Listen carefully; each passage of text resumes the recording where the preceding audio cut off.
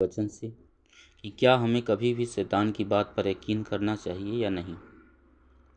तो बाइबल की किताब मैंने खोला है, उत्पत्ति अध्याय 3 का वचन नंबर 1 से पढ़ेंगे। लिखा है, यहोवा परमेश्वर ने जितने बनैले पशु बनाए थे उन सब में सर्प क्या था? धूर्त था, यानी हरामी था।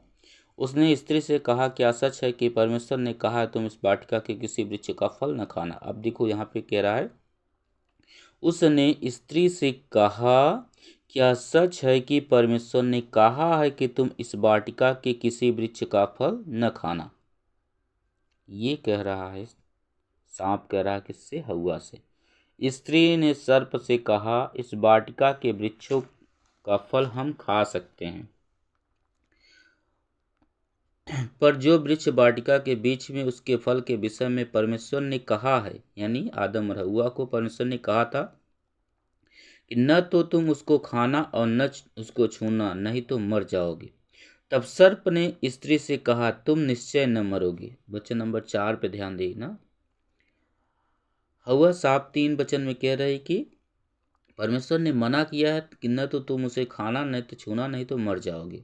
पर 4 वचन के लिखा है, तब सर्प ने स्त्री से कहा, तुम निश्चय न मरोगे, वरन परमेश्वर आप जानता है कि जिस दिन तुम उसका फल खाओगे उसी दिन तुम्हारी आंखें खुल जाएगी, तुम भले बुरे का ज्ञान पाकर परमेश्वर के तुल्य हो जाओगे। ये सर्प कह रहा है तुम भले और बुरे का ज्ञान पाकर परमेश्वर के तुल्य हो जाओगे, यानी परमेश्वर के समान हो जाओगे। तब वचन नंबर 6 में लिखा है, तब स्त्री ने देखा कि उस वृक्ष का फल खाने के लिए अच्छा और देखने में मनभाऊ और बुद्धि देने के लिए चाहने योग्य भी है। तब उसने उसमें से तोड़कर खाया और अपने पति को भी दिया, और उसने भी खाया। तब उन दोनों की आंखें खुल गई और उनको मालूम हुआ कि वे नंगे हैं। इसलिए उन्होंने अंजीर के पेड़ पत्ते जोड़ कर लंगोट बना लिए। तो आगे वचन देखो, यहाँ पे लिखा है वचन नंबर 4 पे अगर ध्यान दें तो लिखा है, तब सर्प ने स्त्री से कहा, तुम निश्चय न मरोगे। और परमेश्वर ने क्या कहा था आदम और हव्वा से कि तू फल न खाना और न छूना, नहीं तो तुम मर जाओगे। पर यह कह रहा है नहीं मरोगे। किसकी बात पूरी हुई? परमेश्वर की या फिर शैतान की? तो हम देख सकते हैं कि परमेश्वर की बात पूरी हुई, आदम और हव्वा मर गए। बाइबल के हम कुछ और वचनों को देखेंगे। मैंने बाइबल की किताब खोला, यूहन्ना 8 का 44 वचन कह रहा है, तुम अपने पिता शैतान से और अपने पिता की लालसाओं को पूरा करना चाहते हो। वह आरंभ से हत्यारा है, सत्य में स्थिर न रहा, क्योंकि सत्य उसमें है ही नहीं। प्रभु यीशु मसीह क्या करें? क्योंकि सत्य उसमें है ही नहीं। जब वह झूठ बोलता है तो अपने स्वभाव ही से बोलता है, क्योंकि झूठा है, वरन झूठ का पिता है।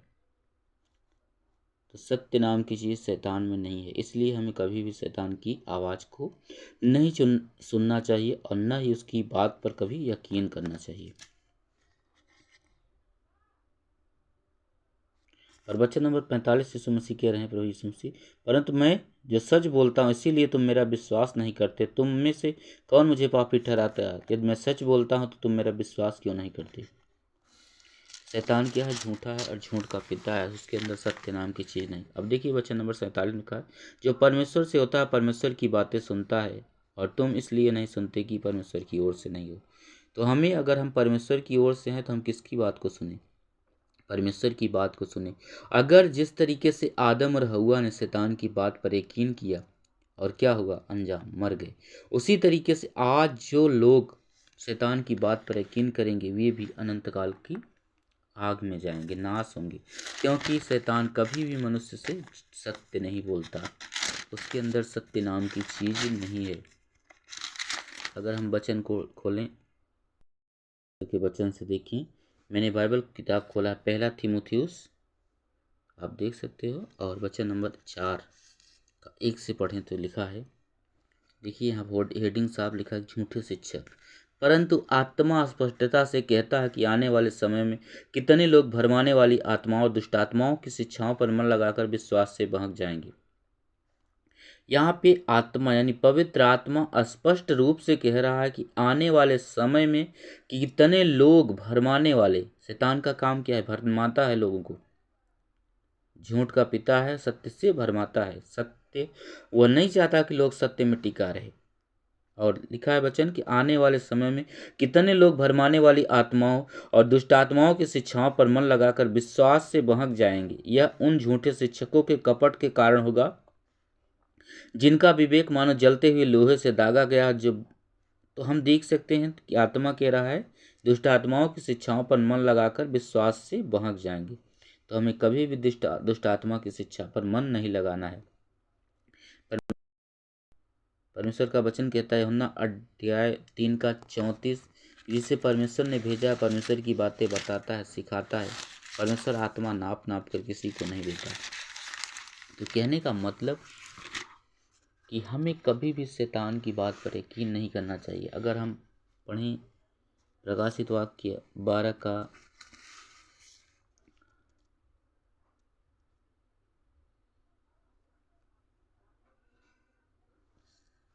12 का 7 वचन पढ़ता, फिर स्वर्ग में लड़ाई हुई। मिकाइल और उसके स्वर्गदूत अजगर से लड़ने को निकले और अजगर और उसके दूत उससे लड़े, परंतु प्रबल न हुए और स्वर्ग में उनके लिए फिर जगह न रही।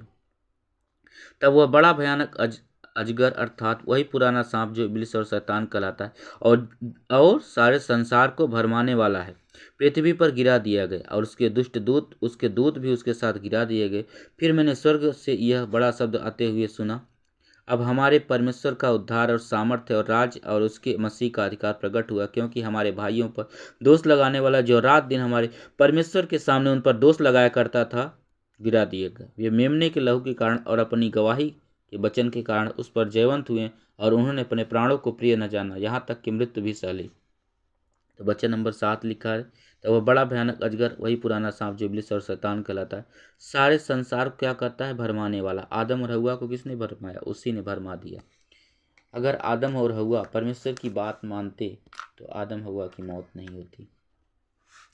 जिस तरीके से आदम हव्वा को शैतान ने बहका दिया, अगर उसी तरीके से जो व्यक्ति आज शैतान की बात को मानते हैं वो भी भरमा दिए जाएंगे। इसलिए कभी भी हमें शैतान की बात पर यकीन नहीं करना चाहिए। बाइबल ऐसा कह रही है।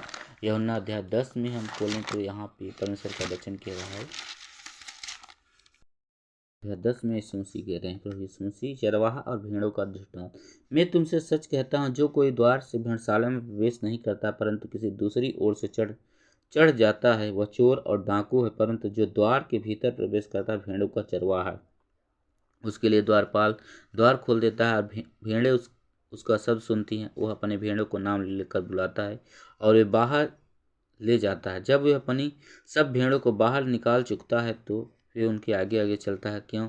और भेड़ें उसके पीछे हो लेती हैं, क्योंकि वे उसका शब्द पहचानती हैं। यहाँ परमेश्वर का वचन क्या कह रहा है? यानी चरवाहा प्रभु यीशु मसीह है, भेड़ हम हैं और प्रभु यीशु मसीह कह रहे हैं वो भेड़ें उसका शब्द पहचानती हैं। तो हम किसके शब्द को पहचान रहे हैं? यीशु मसीह के शब्द को हमें पहचानना है, हमें शैतान के शब्द को नहीं पहचानना है। मन में भी शैतान की विचार आए तो कभी भी तंग नहीं करना, उसे बाहर निकालना है। और कहने का मतलब हमें उसकी बात पर कभी यकीन नहीं करना है। जो उसकी बात पर यकीन करेगा वो गुमराह होगा, क्योंकि उसमें सत्य है ही नहीं। प्रभु यीशु मसीह साफ करें, उसका शब्द पहचानते हुए पराये के पीछे नहीं जाएंगे, यानी दूसरे के पीछे नहीं जाएंगे, परंतु उससे दूर भागेंगे, क्योंकि वे परायों का शब्द नहीं पहचानते। यीशु ने उससे दृष्टांत कहा, परंतु इन्होंने समझे क्या बातें कह रहा है। यहाँ पे यीशु मसीह कर भेड़ों का द्वार मैं ही हूँ, और इसलिए आया कि जीवन पाएं और बहुतायत में पाएं। तो कहने का मतलब हमें यीशु मसीह की आवाज़ को पहचानना है, परमेश्वर के वचन को सुनना है। और यह इब्रानियों किताब 6:18 परमेश्वर का वचन कह रहा है कि परमेश्वर का झूठ बोलना नामुमकिन है, यानी परमेश्वर कभी झूठ नहीं बोल सकता।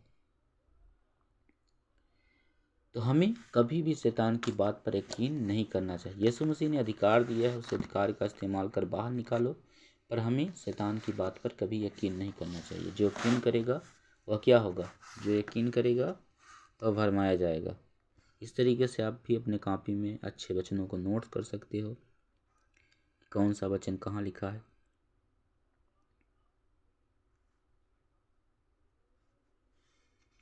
आप भी वचनों को देख सकते हो कौन सा वचन कहाँ पे लिखा हुआ है। वीडियो अच्छा लगे तो चैनल को मेरा सब्सक्राइब कर लेना।